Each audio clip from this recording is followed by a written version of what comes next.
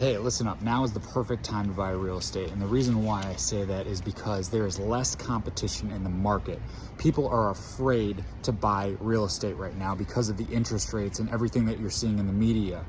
Now is the perfect time to purchase that real estate investment property because you can refinance it in 3-4 years when those interest rates start to drop.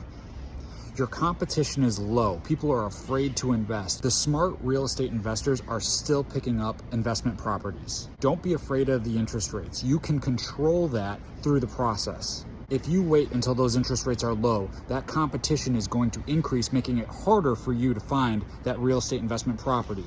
Take advantage of everybody else being stupid. Now is the time to buy real estate. Real estate is a game of time. The longer you hold on to that asset, the more money you will make. There is never a perfect time to buy, so you might as well just do it right now.